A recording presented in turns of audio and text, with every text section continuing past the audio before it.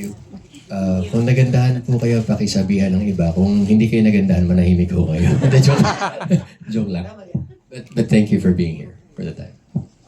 Yes, thank you everyone for coming over, for joining us in this premiere ng episode 4 ng Drug War, Conspiracy of Silence. Alam kong maulan, mabaha, pero mating kayo. So maraming salamat. Ayun, so yun. Thank you everyone for attending. Ayun, kahit nga umulan, napagbigyan nyo kami. Maraming salamat sa inyo.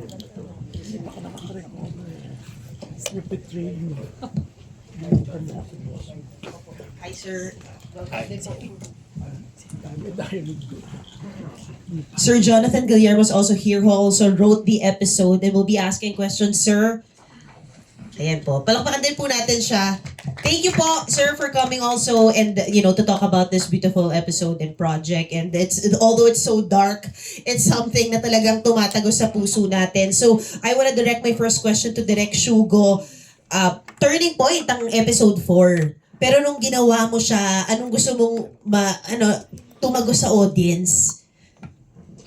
Episode 4, parang tama, it's the midpoint of the series. So parang it's where yung characters natin, si Father Tom played by Ian, and si Jane also si Yana played by Jane. It's where mas lumalalim na investigation nila, and dun sa paghukay nila nung the truth about what happened to Kiko and his father, nagiging mas nararamdaman na rin yung imminent danger dun sa ginagawa nila, and it's also parang papunta dun sa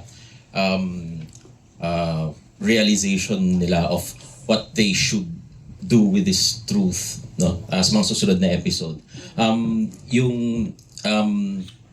It's also where the things become more personal sa kanilang dalawa. Nasa magkabilang magkabilang side perspective. So yun, it's where everything and it's also where the audience sees what happens to Kiko, kung ano yung nangyari nung gabing nawala siya, namatay. Grabe. At of course, for the writers, Direk Philip, sir, paano niyo po in-approach, syempre, no, yung pagbuo ng kwento sa episode na ito?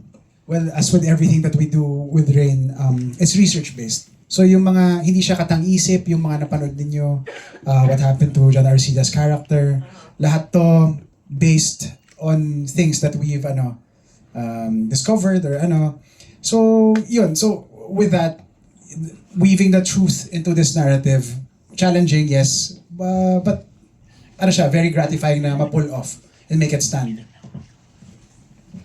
Yes, as Direk Philip mentioned, it is mostly research-based. So it was a matter of integrating what we've discovered, or disparate little stories that happened all throughout the drug war, and then integrating them into the narrative, and attaching them to compelling characters. Thank you so much. Our friends can follow up, but my question before we open the floor to our friends here tonight is for Sir Romnick. Grabe nangyari sa character nyo kay Ramon. Episode 1 pa lang, di ba? Pero, watching it play out this way, especially with your son, na ganun. Alam mo yun, parang walang happy ending dito. No?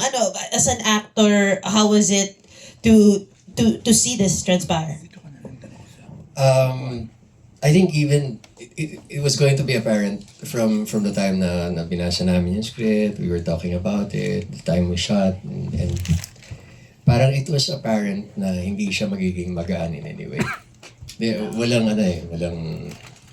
Walang fairy tale ending yung mga ganitong story. Also because of the fact that hindi siya tapos . It's not done. Hindi pa siya tapos. Dami pa nating dapat masagot, matanong, mapag-usapan ng mga bagay. So, I feel blessed and fortunate na they asked me to do that role because I felt like it also starts to tell the story. Parang siya yung pinakamagandang take-off point para mabuksan yung usapin. And it's an honor to play that role. Yeah. Thank you. At napakatapang po, no? Nitong so far, yung mga napapanood natin. Kaya naman sobrang init din ng discussion sa comment section ng Rain Entertainment Online. And with that, I want to, of course, ask our friends here tonight who wants to throw in the first question after watching episode 4. Go, Ana. Ana Cerezo. Good evening.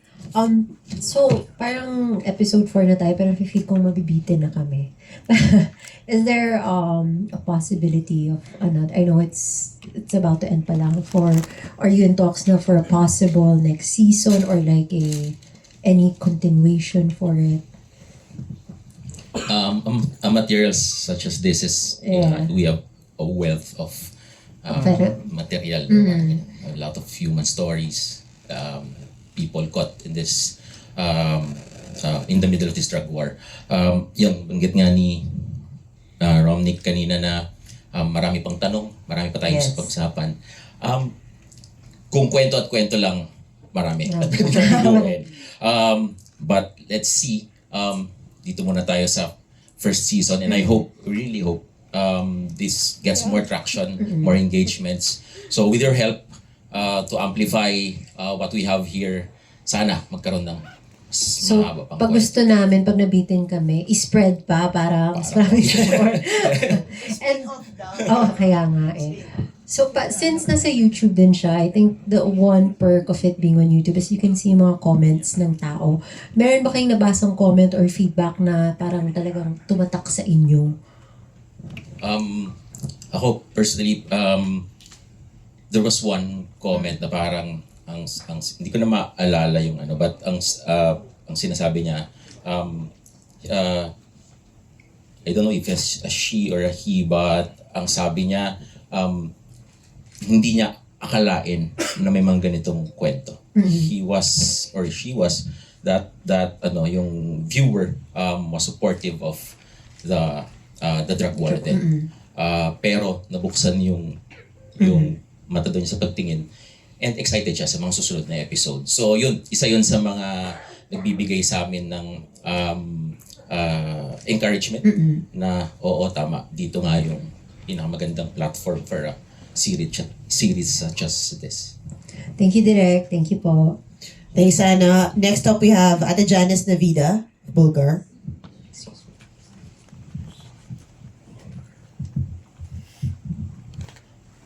Ayan, good evening po. First po kay Direk muna.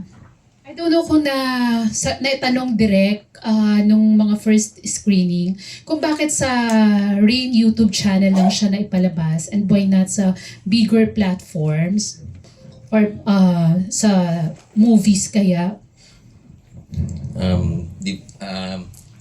Yung pinaka para po sa amin sa Rain, yung pinaka maganda sa YouTube as a platform is its accessibility. Very accessible. We think this kind of material doesn't need a paywall ba yung tawag doon. It's so that's why we wanted more people to get it and to view it, to be accessible. Yes. And pati marami sa mga kababayan natin outside of the Philippines din ma-access niya. Plus of course, yun na nga yung nabanggit kanina ni Ma'am. The very organic engagement dun sa comment section. Nagkakaroon ng conversation. Isa po yun sa dahilan or objective namin kaya namin binuo itong series is for that conversation to happen. Yun po. Sa bagay Direk, mas malaki nga naman yung yung scope kung sa YouTube. Pero when you were conceptualizing the story, did you have worries na may mga authorities na pumalag, mag-react? Since napakatapang nga po nung kwento. Yun, napag-discuss, napag-usapan. We were very aware and conscious of how polarizing and sensitive itong subject matter. But we said maybe that was one of the reasons why it should be told. We feel na isa siyang kwento, yun, na kailangan ikwento. And as storytellers, May ganun eh. Saka to add to that, parang one of the first biggest project of Rain was Bagman. So socio-political din siya, corruption din, research-based, true. So parang kami from buhay pa naman kami nila Shugs. so yeah, let's try doing this also, right? So after the 6-part series pala, pwede pang magkaroon ng kasunod, no? Sana. Sana. Ayun. Next question ko is for Romney. As a parent na bukas ang isip, ang kabalayan sa mga nangyayari sa ating bansa, and after watching the series, ano pa yung mga nabuksan sa isip mo at sa puso mo? Kasi kilala ka namin, Romnick, na napaka-vocal mo sa social media kung ano yung mga ayaw mo. So ano pa yung mga realization mo? Ano yung mga awareness mo? Siguro ang mahirap kasi doon sukatin or bantayan is yung general safety ng mga anak mo. As a parent, that's always your fear. I mean, recently lang may mga nababasa tayo sa mga pahalan, may mga kaganapan na hindi natin nagugustuhan. No? And that will always be the only fear.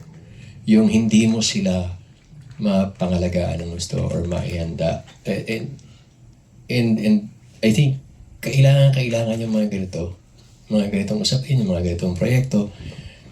Kasi doon mo lang mapapavisualize sa kanila kung ano yung mga bagay na pinakakaingatan mo for them. Or ano yung mga bagay na gusto mong layuan nila, di ba? And at the same time, ano yung mga bagay na dapat ipaglaban nila? Di ba? Hindi mo lang siya titingnan sa aspetong, hindi ka pwede lumabas ng bahay kasi delikado.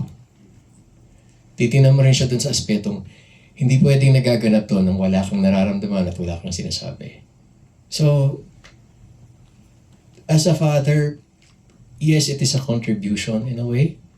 And I hope that they watch it with eyes that seek the value and truth of the storytelling more than anything else. So last na lang, meron ka bang naisip na isuggest para like sa issue ng drug use, na yun nga yung mga kabataan ngayon, di ba? Sinasabing kaya nagkakaroon ng mga shooting incidents, baka may mga drug use din. May gusto kang isuggest sa government para sana makontrol, mabawasan, maprotektahan ng mga kabataan? Madali sisihin ang mga bagay na flying in the air. Katulad lang pag sinabi, droga ang dahilan yan. Ganito yan. Pero may programa ba tayo para turuan yung mga estudyante kung paano igalang yung baril? May programa ba tayo para pigilan at bantayan kung sino ang nagkakaroon ng baril? May programa ba tayo na nagsasabing safe yung mga anak natin sa loob ng paaralan? May programa ba tayo para sa pagbabantay ng kasiguraduhan ng mga neurological exams natin sa mga nagpupulis, sa mga nag-a-apply, magkaroon ng firearms? Lahat ba yun sigurado natin in place ng maayos? Madali manisi, madali makakita ng dahilan. Pero hanggat hindi natin napag-aaralan kung saan siya nagmula, ano pinanggalingan, hindi natin pwedeng sabihin na nakahanda tayo. Madali din sabihin, kasalanan ng magulang. Pwede nga natin sabihin, kasalanan ng video games. Pero 54 anyos na po ako, nag-video game pa rin ako, wala pa akong sinasaktang tao. Di ba? I mean, in context, maraming bagay pwedeng sabihin. And until ma-figure out natin kung ano yung dapat talagang i-address at paano siya i-address ng tama. Hindi yung band-aid solution. Hindi yung tataasan natin ng ganito, babawalan natin ng ganito. Hindi yun yung solusyon eh. Ang solusyon, tinuruan ba natin sila from the very beginning ng tama? At ginagawa ba natin yung tama para sa kanila? Okay, thank you. Mic drop. Thank you. Thank you for that sharing. Next up po, we have Maganda Ba movie. Maganda ba? Ayan, super ganda. Yung episode 4, yeah. And ang question ko muna I think anyone can answer na lang. So, ito kasi napakatapang na show. Tapos pumili na siya ng side eh. So, paano naman nyo hinahandle in case sa kabilang side merong komento na parang hate, parang ganun mga bashers? How do you handle it as someone who make the films and someone who act or portray the characters in a film? Ayan. Sa episode 5 doon naman sa kabila. Okay, sige. Yeah. No, hindi. As we've always said, itong series na to, hindi to namimili ng side. Nagbibigay to ng perspektibo ng bawat isa. Kung titingnan natin yung mga characters din doon, like si Jane, si Yana who played by Jane, pulis siya. Makikita natin yung kung ba't siya sa previous episodes, we see kung saan nanggagaling yung paniniwala niya dito sa drug war na kanyang sinusuportahan bilang isang character sa kwento. How do we handle it? We make sure that we represent perspectives. And dun, yung paniniwala namin talaga, marami kasi, minsan kasi nangyayari, sumasarado yung isip natin eh. So, kahit nasa ang kahit saan tayo nakatayo, kung saan tayo yung paniniwala natin tungkol sa issue. Minsan pag sumara na yung isip, yung mata, natatapos na eh. At yun yung nagiging problema. Hindi natin napapakinggan, hindi natin nakikita yung kabilang side. For all we know, baka we're all fighting for the same thing. We're all fighting for the same, we all want safety, peace for us, for our families, for our community. Pero baka iba-iba lang ng paraan kung paano ito makamit. And dun sa pagkamit na yon, dun sa conflict na yon, dun nagkakaroon baka ng problema. That's it. Okay. And kay Romnick naman, ano yung parang, how do you handle parang pag may bashing sa negative? Hindi makaalis yun eh. Di ba? People will choose to think and believe the way they want to think and believe. And sabi ko nga, pag may kinausap kang dalawang taong magkarelasyon at tinanong mo sila kung ano yung naging problema nila, magkaiba yung version nila ng truth because that is how they experienced it. And hindi ba pwede sabihin mali yung isa dahil lang it doesn't conform with yours. Pareho kayong totoo, pareho kayong tama. Di ba? Pero katulad dahil na sabi ni Direk, sometimes you're looking at the same thing, pare-pareho kayo ng gusto, kaya lang iba kayo ng pamamaraan eh. So, hindi ko pwedeng suklian yung basher or yung hater ng ganun din. Kasi that defines me if I do that. Diba? Paano ko sasabihin nasa tamang lugar ako kung yung pamamaraan ko nagbabago at hindi consistent sa pagkatao ko? Tama.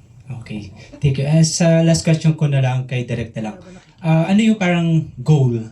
Kasi nalalapit na rin yung matapos yung season 1 nitong drug war. Ano yung parang masasabi nyo as a socio-political series, paano yung masasabi na na-hit nito yung goal? Kung nagre-reflect ba siya sa society? Parang ganun. Ano yung parang gusto nyo mabago once napanood nila to?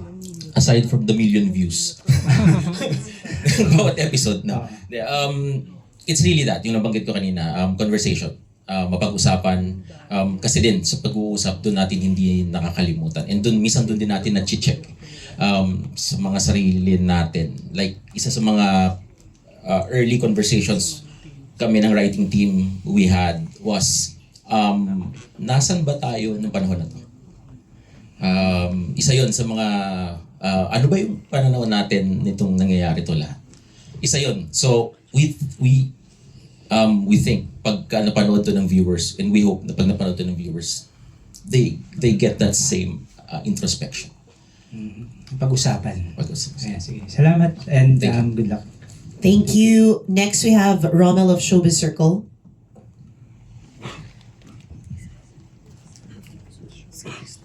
Mr. Rommel. Yes, hello. Good evening. First, congratulations. My first question is kay Direk. Direk, since fourth episode na, ano yung pwede mong masabing biggest challenge na na-experience mo sa pagbuo ng seryeng ito?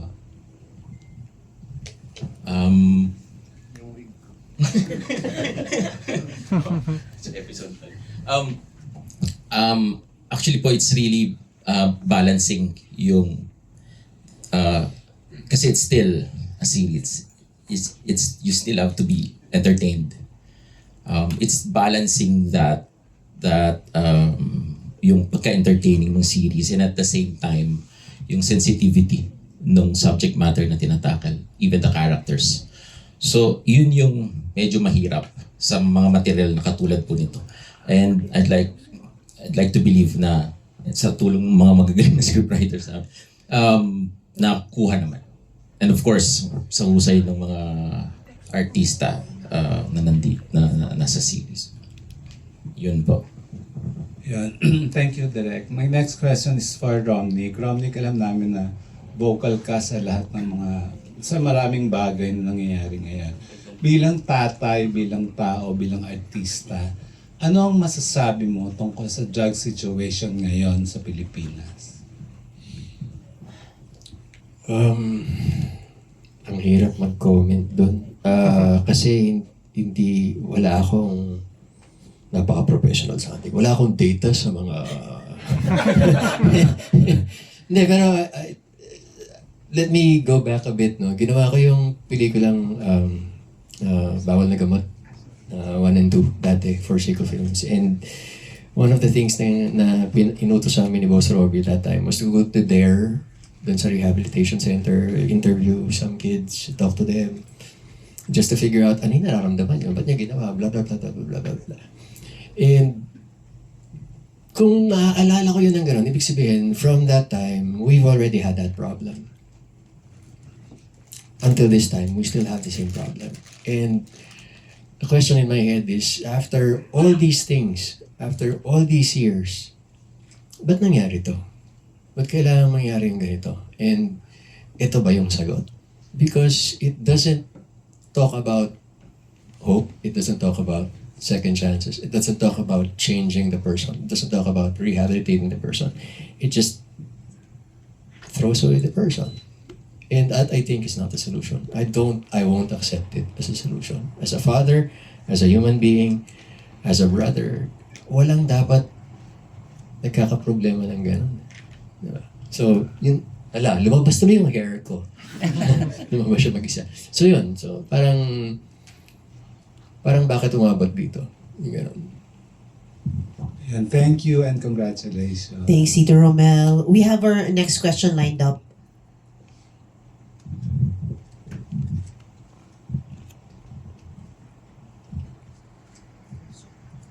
Hi, hello. I'm speaking of Jane Oinesa's character. Yung police na may pagka-gray areas. Kasi it's not the usual characterization, lalo na kapag drug war ang topic, di ba? Kasi pag sinasabing drug war, usually ang parating walang boses yung mga talaga agrabyado. At yung mga victims talaga, sila yung kulang sa boses. So gaano kahalaga sa inyo na magkaroon ng boses yung ganong klaseng character sa ganitong usapin? Which is, Yes, very important. Very important. If pag napanood natin yung previous episodes, you'll see what happened, yung history ni Jane. Yana as the character, kung ba't siya nagpulis, kung bakit ganito katindi yung paniniwala niya doon sa drug war, kung gaano kasidhi yung kagustuhan niyang masawata yung mga addict, pusher, ganyan. We feel that na importante yun because yung balance nga ng katotohanan na pinag-uusapan natin dito. We don't want to tell a story na parang isang side lang, puti lang, isang ano lang. That doesn't help the conversation. Again, going back to that. That won't help. So, ganun ka-importante sa amin. In fact, sa simula-simula, we decided, kailangan natin ng character na police dito. Isa sa mga kasama sa mag-iimbestiga sa totoong nangyari. Saka parang during the real drug war, diba? So, it was easy na i-vilify yung mga police. But in truth naman, some are really serving, ganyan. So, parang you provide this different POV on ano yung pinagdaanan nila during their course of service, diba? Para, yun, open up the conversation. Saka every other Filipino, baka may nakilalang victim. Every other Filipino, baka may kilala ring police eh. So now you understand all fronts of that war that happened. And I think it also goes back to like the balancing that some of the questions were alluding to earlier. It cannot just be two characters where they're both preaching to the choir. It's an investigation. It's a conversation. So it's two people with very different views of the world trying to make sense of an extraordinary event. So, and that dynamic is what we want to come across, not just as a matter of entertainment, but also as a matter of an example of how to approach extraordinary events like these. So, Sabi niyo based on true events, sa may mga research, di ba? So while you were doing this, meron bang nagbago sa mga pananaw niyo before and after? Inspired by true events, yes. And yes. Sa pangalawang question, yes. Nabuksan, marami. Isa na doon siguro is, ayun na nga, wala pala akong masyadong alam sa nangyari. And doing this helped me a lot. Nabuksan yung isip. Yun. Kasi minsan nakakita mo lang headlines eh. But if you dig deeper into the stories of those people na nandun sa balita, maraming nabubuksan sa'yo. Thank you very much. Next up, we have Attorney Reyes. Hello, good evening. My question first is for Sir Romnick. Sir, as an actor, because you know the topic is very polarizing, and it's very easy. It could have been easier for you to take the safe route. So, how important was it for you to participate in this kind of project? Thank you. But before I answer that, can I say something? When I found out it's going to be aired on free media on YouTube I have to give this to these guys. Sobrang nakakahanga na pwede nyo ipasok sa festivals, pwede nyo ilaban for grand prize money, pero you chose to give it away for free because you believe in the story. And that's what makes it even more valuable to do this kind of project. So salamat. Salamat that I'm part of it. I just have to give that to them. Kasi napakahalaga niya eh.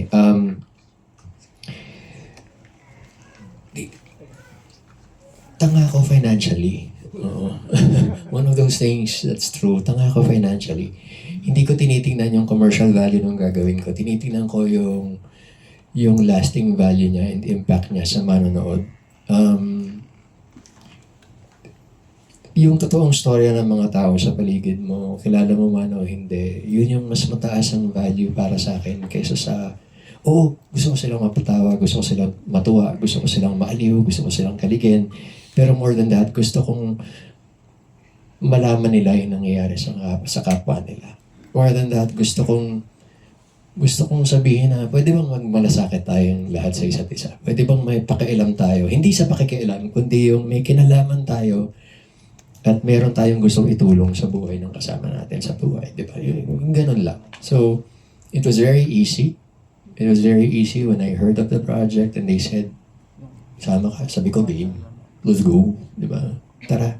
It matters. And anything that matters should matter to everyone.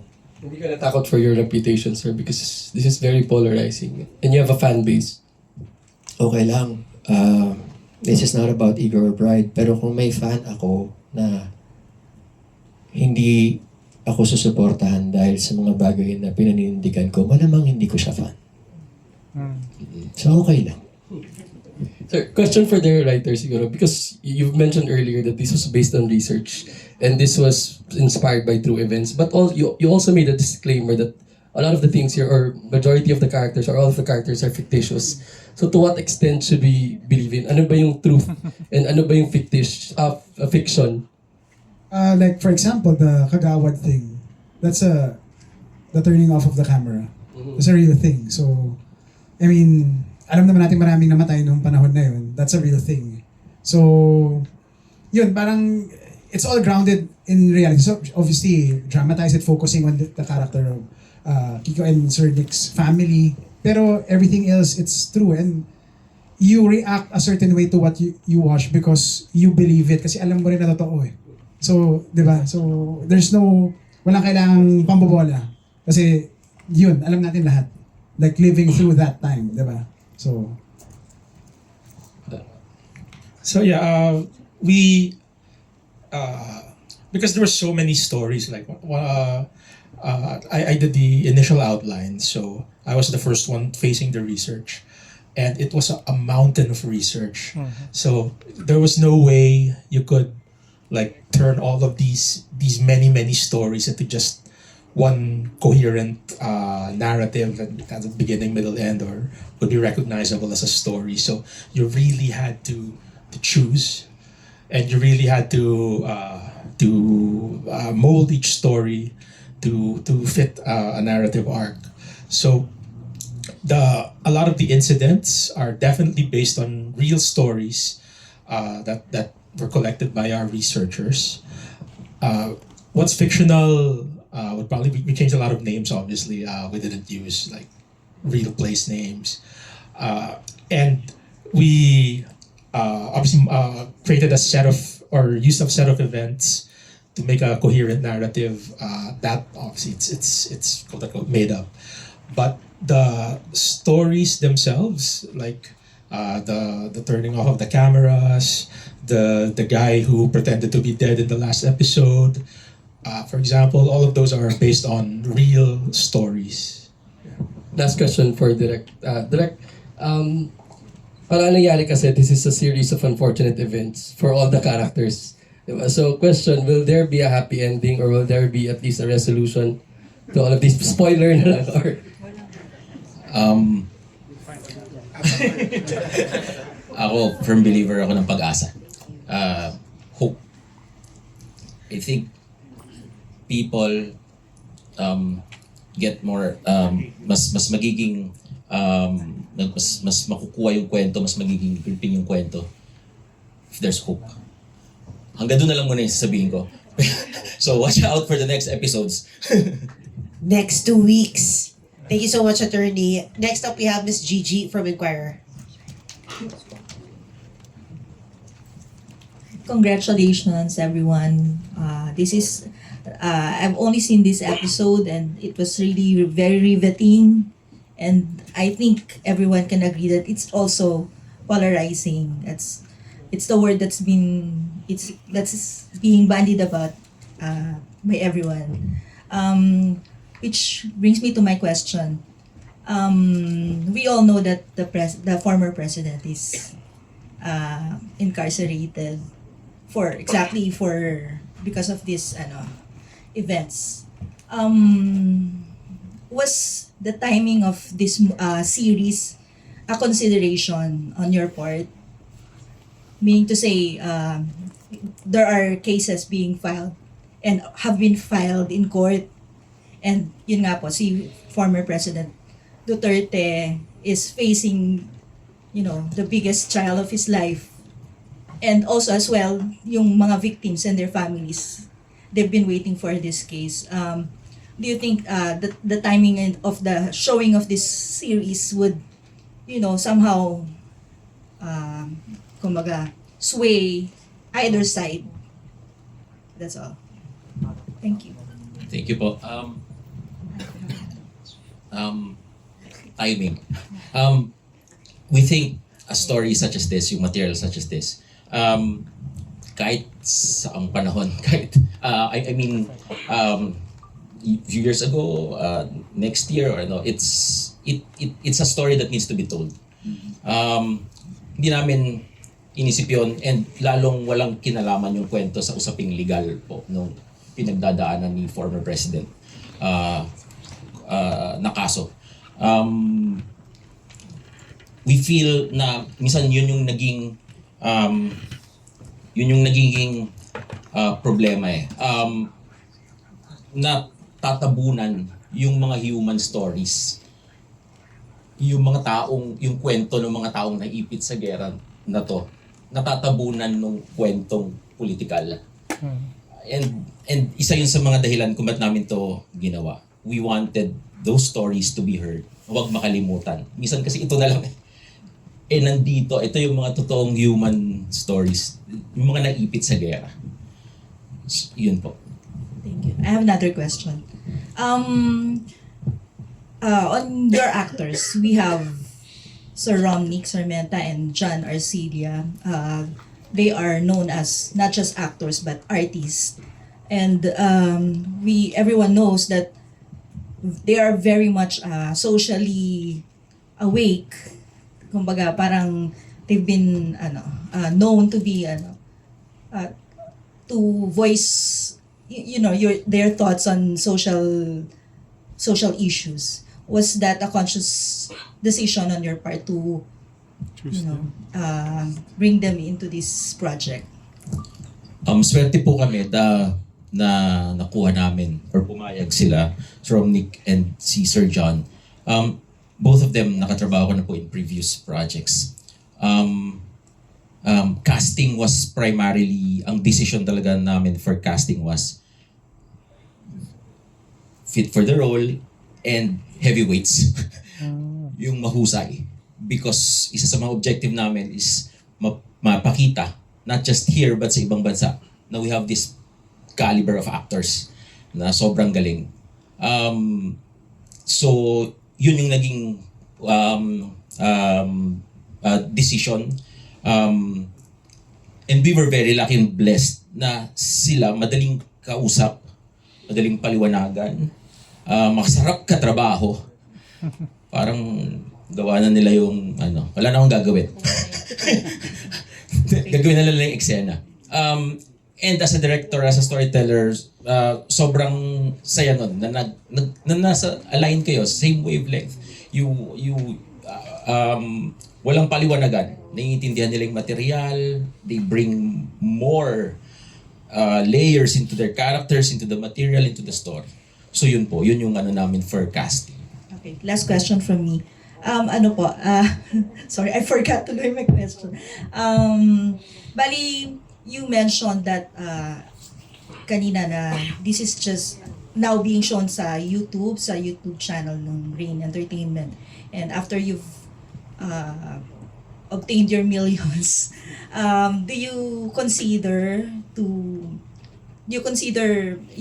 showing this with other platforms or in other platforms, for example, maybe bring this to Netflix or if it gets more views and kung mas maraming makakapanood, bakit hindi? So just to add on to the decision of putting it on YouTube, aside from yun nga accessibility, it's gonna be there forever. It's not gonna be licensed for 5 years. It's gonna be there forever as a cautionary tale, as a reminder to every generation, uy, nangyari to sa atin do not forget. So yun, I think it's makes it very valuable to be on YouTube. Thank you very much. Thank you, Ms. Gigi. Next up, we have JM from Kumagkao.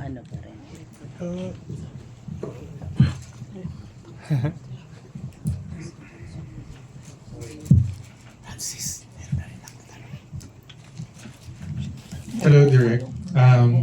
Good evening. I'm John Buena from Kumagkao.com. I'm a blogger. I'd like to ask, of course, again, kanina mentioned na it's only on YouTube. How do you actually finance this? Because of course you've probably gambled on this particular project. How are you earning from this? Because of course you've probably financed this initially for not just for the actors but for everybody else who's working on the film. Are you negative right now, or is there something to worry about in case with regards to Rain Entertainment? Is there something that we should worry about? Na-inspire kami sa maraming mga content na nasa YouTube. I think kumikita na ba sila? Di ba? I don't wanna go into the details of the numbers and ganun, but we did the research. If we hit what we want to hit, you'd be able to recover. Okay. We'll make season 2. And I think one of the last episodes is 500,000 already. Mm-hmm. And also, like the last one was half. Yeah. Siguro sa writers, out of the research that you've gathered, I'm sure that's a lot, but how do you choose what to show? And what was like the primary factor into making sure that that part is included? First, we considered the character. So we had to build the character first. And once we had the character, once we've had an inkling of where the character is going to go, that's when we start looking at the stories, at the research, to see which one would fit, which one would enhance the narrative, which one would bring out the emotionality of what was happening. So there's a temptation din naman to go for the most sensational stories. But I'd like to think that we've managed to get past that. We've even had to tone down some of the stories that we've used. Like the aforementioned story about the guy who pretended to be dead. That we muted that one down from about as a very sensational story. So the primary consideration was, does this particular incident work with this particular character, and does it advance our story? Does it make it entertaining? Does it make it coherent? And does it unify with the themes and the rest of what we're trying to do and say? So yeah, it starts with the character. Then we consider which of the many stories to try and adapt and put in the series. Okay. Well, ako yung like to oversimplify, kung ano yung pinakamasakit. Kung ano yung pinakamasakit na nabasa ko, kung ano yung tangina, sana wag mangyari yan sa akin ever. I think that's makes it worthy na sige ilagay nga natin dito para to elicit the emotion from the audience para makarelate and So yun, kasi marami talaga when you read it, di ka makapaniwala na shoot, nangyari talaga to. Tapos hinayaan natin, hence the subtitle, Conspiracy of Silence. The sort of, yun that's our call to arms eh. At para rin sa sarili namin na nahimik ka, during that time. So, ayun. If I may add lang, nabulong lang sa akin si Romnick kanina. In part of the conversation we had, even sa writer's room pa lang, and with the actors is, when we were finding out, what is the truth, di ba? Parang yun yung tanong lagi. Ano ba yung katotohanan sa likod nito? Walang isa eh. It's a tapestry of little pieces of truth that makes up this whole conspiracy, as you would call it, or this whole truth nung nasa likod nitong pangyayari. Isa siyang buo, so hindi mo siya pwedeng, kumbaga sa painting, hindi mo siya pwedeng lapitan at tignan lang isang detalye. Kailangan mo mag-step back para tignan siya ng buo. Direk, does it frustrate you that you're telling the story and nobody's acting on it?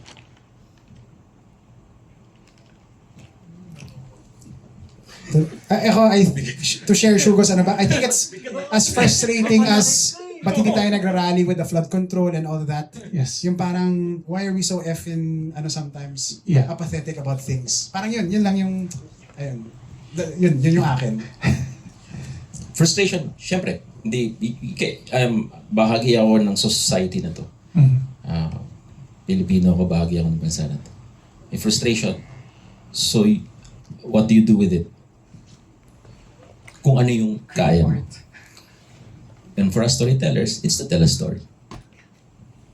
Okay. Thank you so much. Thanks, John. Next up, we have our representative from Ateneo Human Rights Group. Hi, ma'am.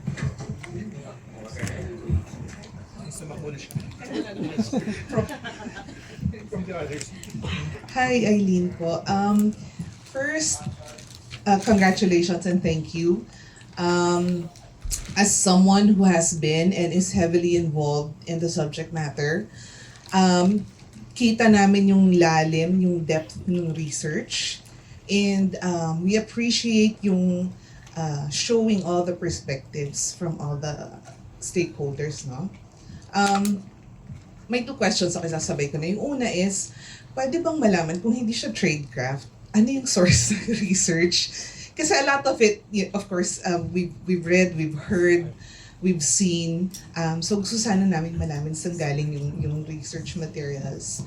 And second, I know the main objective of the film is to spark ongoing conversations, no? Para hindi siya matabunan. Kasi alam natin, this is the 10th year. So meron ng dekada ng commemoration activities, no? So thank you din sa pag-amplify ng message na yun. So yung second question is, was there a consideration for the affected families and communities when you were doing this film, lalo na it will be publicly accessible? So 2 questions. Thank you. So yeah, I'll answer the research question first. Research-wise, we had a guy. Yeah, we had a we hired a researcher from UP, I believe, who was also involved in legal and human rights work. So they provided us with a lot of stories. I also did some of my own digging.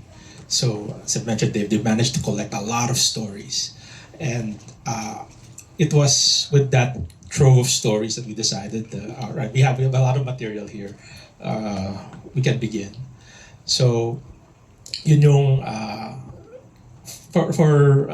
yeah, that's our source basically. It's myself and the guy. And sige, if I may add, yun, kasi nga, we feel na hindi to basta-basta subject matter. Kahit kami, we did our own hindi ko na lang pangalanan kung sino. But really, people sometimes close to us. Yeah. Ako personally, I know people, hindi lang yung mga biktima, hindi lang yung mga, but also police on the other side. Yeah. Kasi yun yung gusto talaga naming marinig eh. Kasi hindi kami naniniwala na ginagawa lang to ng isang tao dahil gusto lang niyang gawin. What's the motivation? Ano yun, kagaya naman nabanggit nila kanina, the character, yun yung gusto namin mabuo. The consideration for the communities, yes, of course. Yung mga nakausap kami about this, and we were very careful and sensitive na when we talk to them kung bakit to ginagawa. Kasi yun yung ayaw natin, di ba, na parang nagmukhang sensationalized or nagamit. Yun po.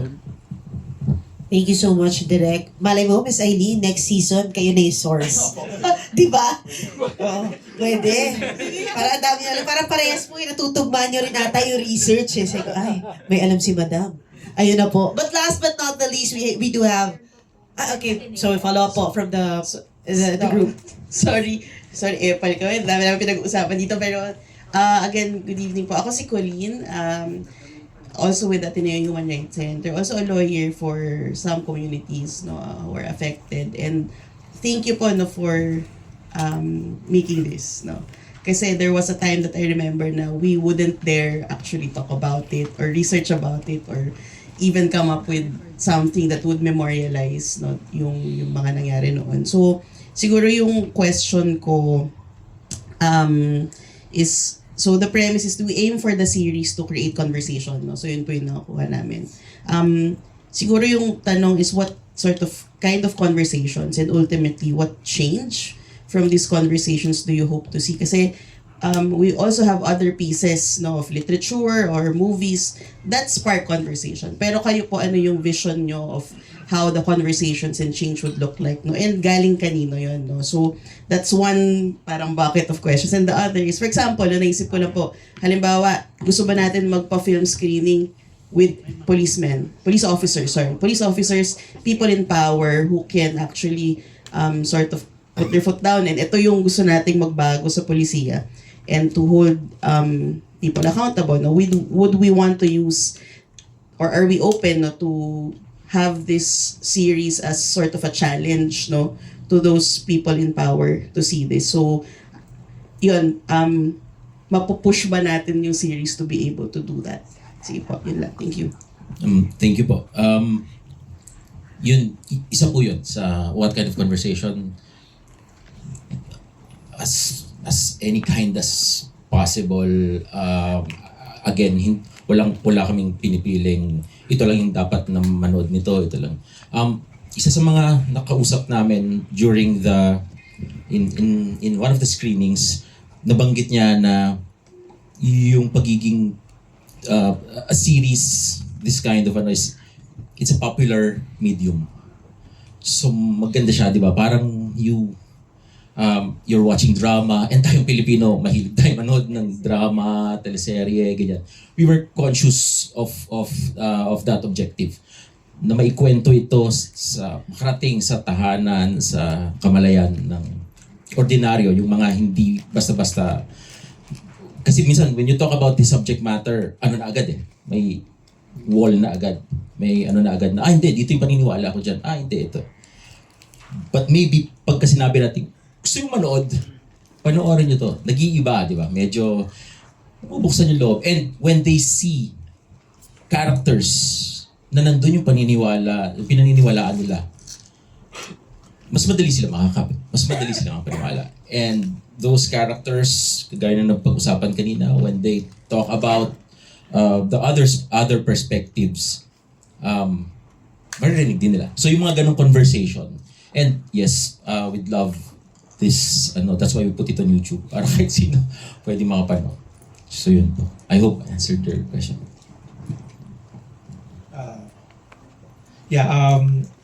On the matter of who we want to watch, I think ultimately we want the ordinary, the normies, so to speak, to be the ones to watch and make that decision on their own, to take a moment to maybe step outside their bubble and consider the perspective of the other side.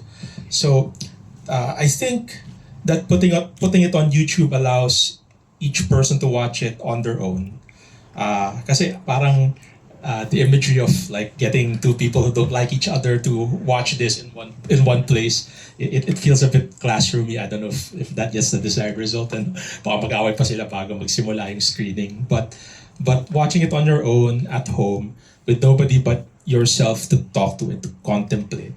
Kasi I think it was C.S. Lewis has said that the line between good and evil runs through every human heart. So to be able to examine that heart, I think a viewer has to be able to watch and contemplate in his own personal space.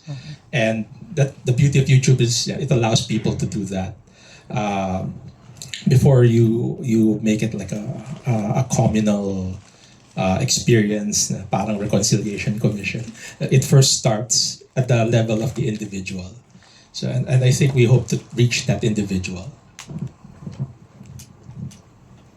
All right. Thank you so much for that answer, Sir Jonathan. And attorney, thank you for that question. To close this talk back, we do have Mark from PEP. Hi, hello. First off, congratulations kasi pinapanood ko to sa YouTube.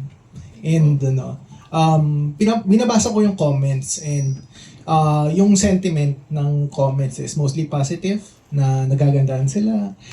And marami silang natututunan. So my question is, how do you feel na yung sentiment sa comments is maganda yung show?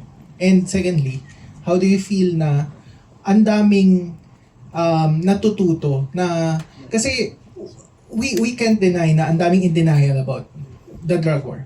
And yung nababasa ko sa comments is OFW sila, tapos natututo nila, ganito pala yung nangyari sa Pilipinas before. I wasn't there kasi OFW ako, pero now I know. So, how do you feel about that? Doon sa positive comment, syempre, we feel proud, we feel encouraged na tama itong ginagawa, yung kwentong ikinukwento. Yung mga hindi naman masyadong magagandang comments, okay lang, we feel... Hindi nyo naman dinidelete.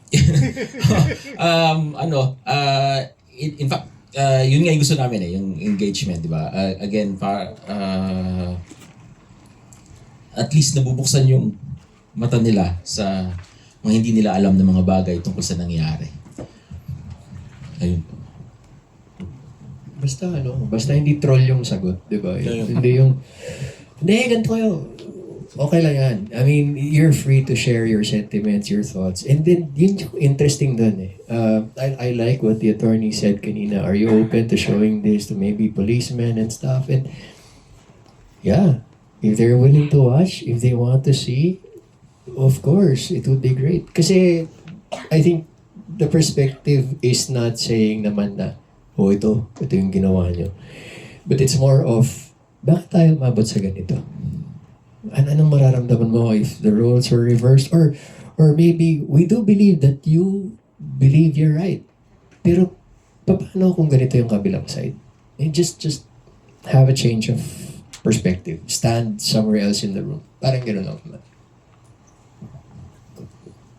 Are you good? Thank you so much. And that's it, ladies and gentlemen. Palakpakan po natin ang bumubuo ng Drug War, A Conspiracy of Silence. Fresh episodes drop every Thursdays at 8 p.m. And Sir Jonathan, Direk Philip, and of course, Direk Shugo and Romnick, I invite you for a photo opportunity.